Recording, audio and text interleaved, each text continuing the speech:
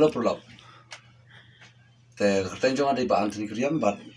mentas ni kanong isutana bangi yo ban yawan record iki jirwai art di jirwai tai jirwai jadi ba dan jimbot. Kawai ngi ai kertang Lanusha berkawai kun ba ipa. Hang ne po studio warble kabana ne po lumding jiri.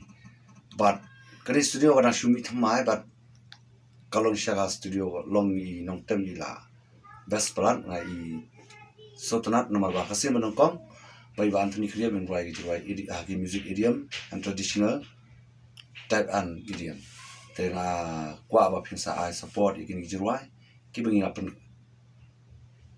sotanat EP na kapor sa kapor ba mentangin pen pair no ikin music tu mangala ong EP na kapor sa kapor bangin pen pair no ikin music te na I ba ka bang apply Gijwai ko Gijwai jona kim daya yo than na mag music along all along ibarin tengok kam pentamai na mentas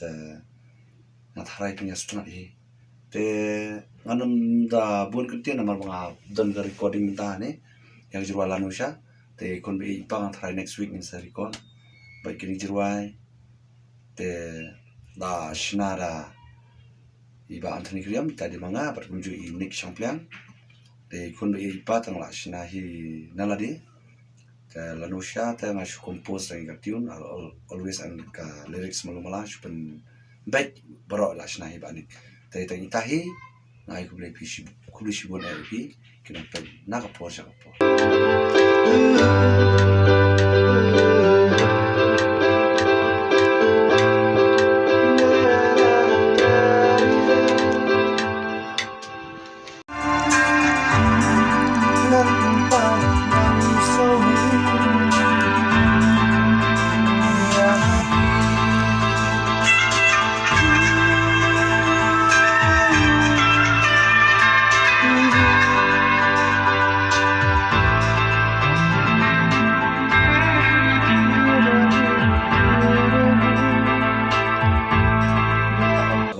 kalau bani tu ipi ba